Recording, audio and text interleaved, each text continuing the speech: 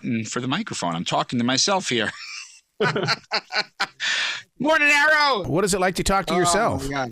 Sometimes at home, it's better off I talk to myself. At least I answer myself. It's better than talking to an 11-year-old. And Gavin. Nothing. He's got that stupid, what do you call that, the virtual reality thing on, playing whatever he's playing. I don't know. He's got the goggles on? Yeah. Oh, I love my goggles. I love my VR goggles. I've never tried it. Do I need to? Yep. All right, I guess I'm going home to try VR later on. I have no idea what this stuff is. If it's not a magnetic tape or something like that, I don't know what it is. Wow. All right, take it away, Arrow. You got 18 starting right now. William, I would love to have your book shared with me through those VR goggles. I mean, it's like almost the future where you would be sitting in front of a camera, I put on my goggles, and you share this story with me when you step upon a star. I just think that would be the ultimate human experience. Yeah, I think that's a great idea. We could climb in trees. We could steal garbage. We could be chased by security guards. Let's pitch this. How did you get the courage to do that? My daughter was part of the photography team, but she didn't stay in there long, and I think that the guilt trip eventually got underneath her skin. Well, you had to kind of check your guilt at the door. I say it was kind of like working for the mafia, where you would do these horrible things that you were told as a child never to do. But they would just reward you with praise and more money. You would get bonuses if one of your scandals ended up on the front page of the Enquirer. So that's how I was able to do it. Plus, I was in my mid-20s and just wanted to meet all these stars. Yep. It was thrilling to be in their presence. I feel like I'm an accomplice to the crime. And the reason why is because I bought the magazines. When I saw your name, I'm going, oh, I know William. Oh, I know him. Only because I've read your words for all these years. Well, hopefully not just in the Enquirer. Hopefully in some of the more legitimate publications like USA Today and TV Guide. I had a column in TV Guide. But yeah, listen, I'll take what I can get. If you remember me in any way, then thanks. Well, William, you were in that part of the industry of radio that we didn't have the internet yet, and we needed people like yourself to get us those stories that we could put over a 14-second intro. And that's the thing about it, is that we depended on you to help us with our ratings. Yeah, and everyone thinks that the Enquirer was all about three-headed babies and alien senators, Elvis sightings, and there were other magazines that covered those. We really did work very, very hard to get the truth. They send us to hotels all over the world. I went skiing, trying to chase after John Kennedy Jr. They spared no expense. The question is, was it right to go after the subjects that we chose to investigate? Did you feel like a spy? Because I would. It'd be like, oh, here we go. I'm on tour.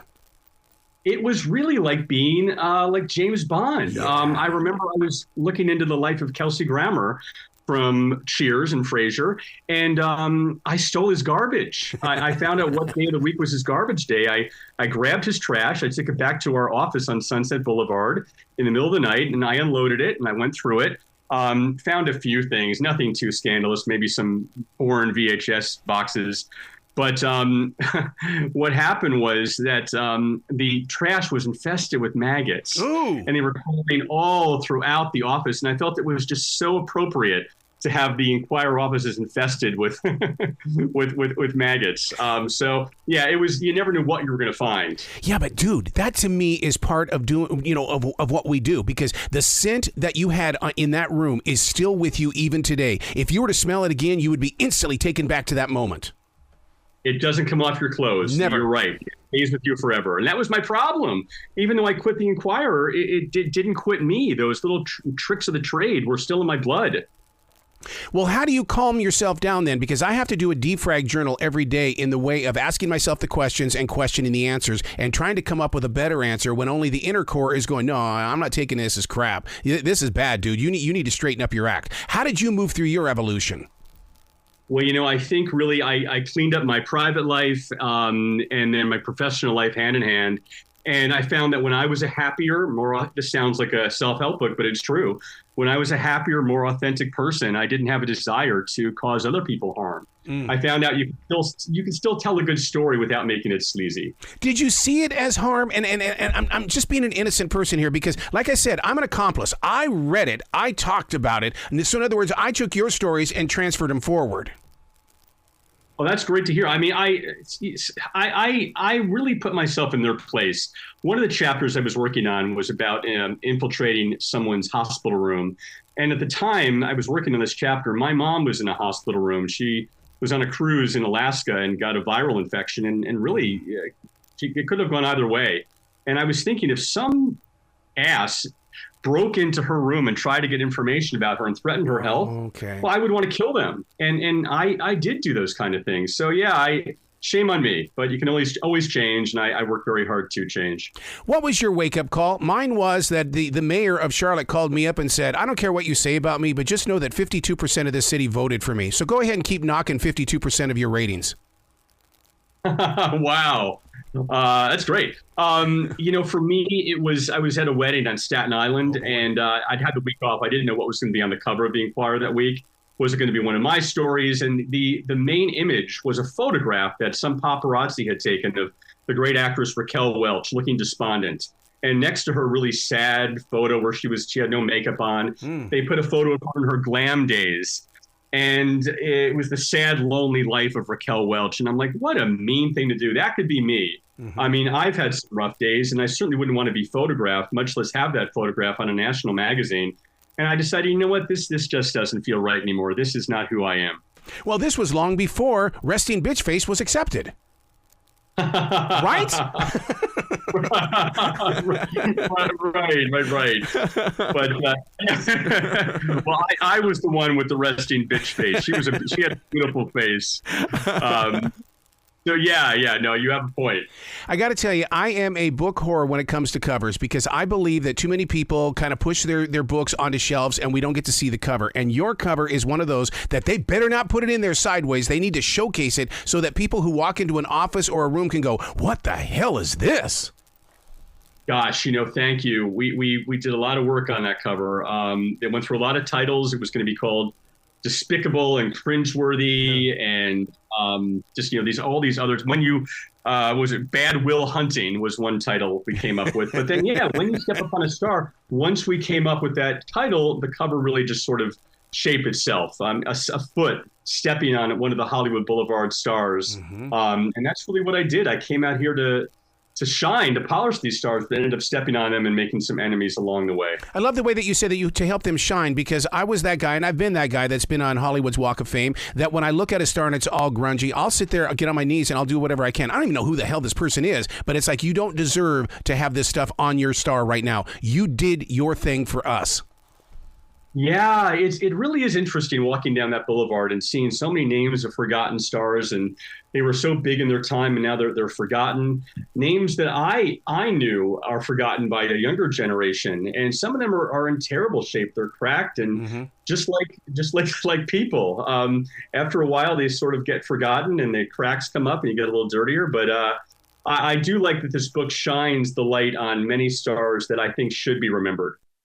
One of the things that I also love that you put in this book is that you've got someone like Dee Wallace who says that this enlightens your present moment. And what that is that tells all these other writers and the influencers and people that get on there and do their bashing or whatever it is that they're doing, that look, what you're doing today, trust me, tomorrow you're going to maybe find some harmony. Yeah, it's never too late for a leopard to change its spots. And I was very happy that people like Dee Wallace and Henry Winkler and Melissa Gilbert and Lindsay Wagner, people that I'd harmed back in the day, recognize that someone can change. And I did spend many years, working with these people to win over their trust.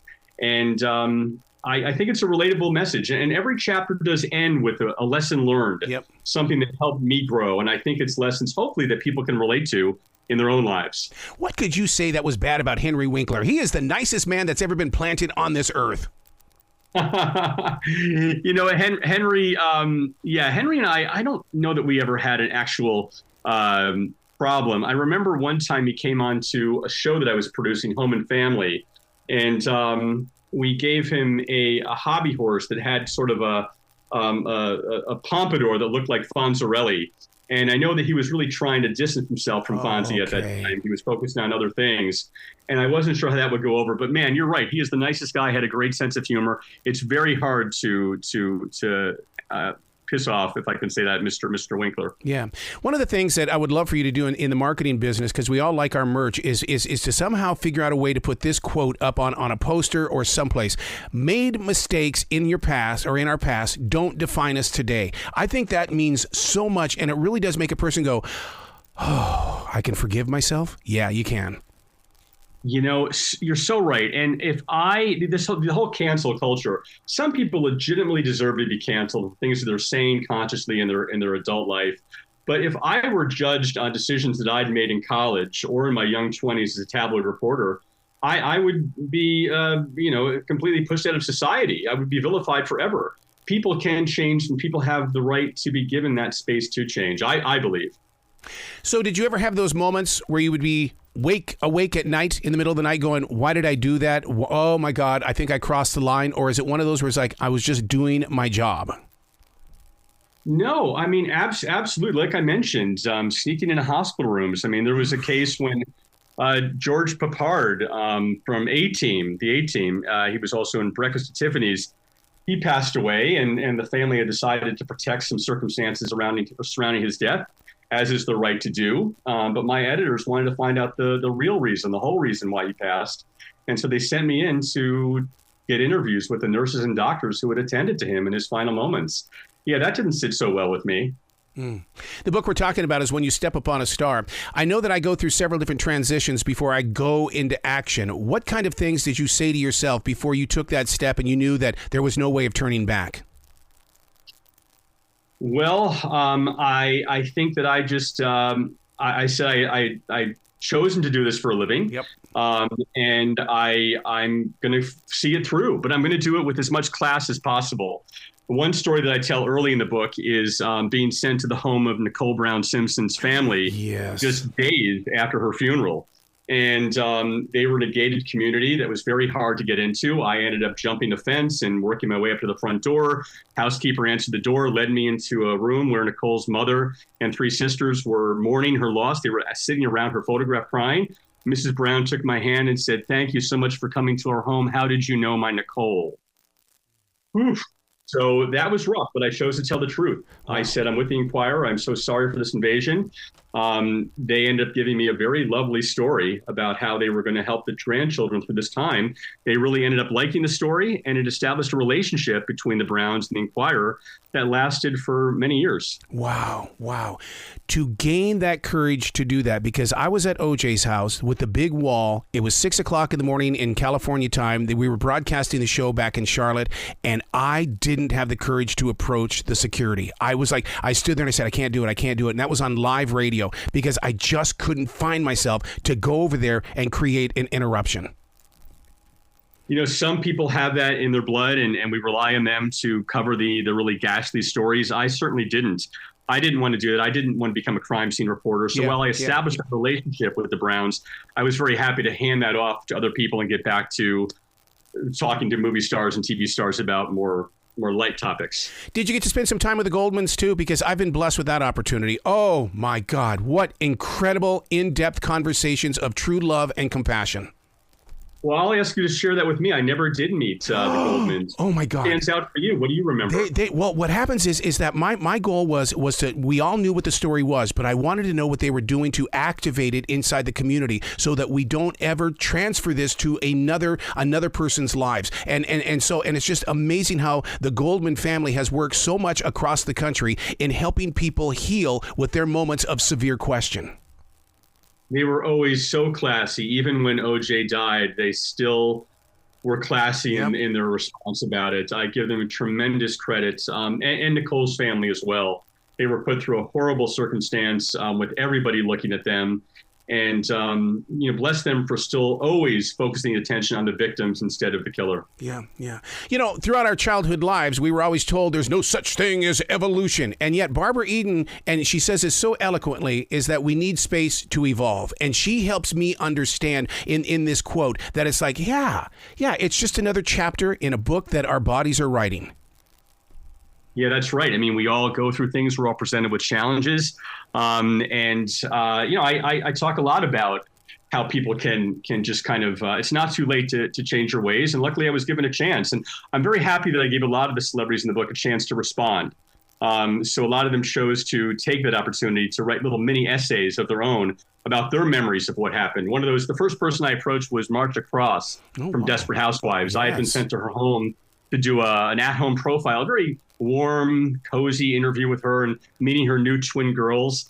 And that morning, nude photos of Marcia broke, and they were on PerezHilton.com. And I chose to bring that up in the interview, and it just tainted the whole experience. And I was like, why did I do that? Why did I feel the need to be that tabloid bad boy still? And I reached out to Marcia, and she was so classy and gracious as always, and said she remembered the interview. She really didn't remember that part. She didn't focus on that part. What she was mad about was whoever took those photos. They blackmailed her, and she paid $10,000 to have those photos go away. And they didn't. So she absolved me, as did others that I reached out to. Very grateful for the celebrities who gave me a second chance. You know what's really interesting about that story is, didn't that also happen to Jackie Onassis Kennedy in the way? But I don't remember anybody trying to silence those photos. Boy, I don't know about that. I mean, I remember I would receive nude photos from sources every once in a while. One time I got a nude photo sent of Don Johnson. Oh, wow. Ironic, Johnson.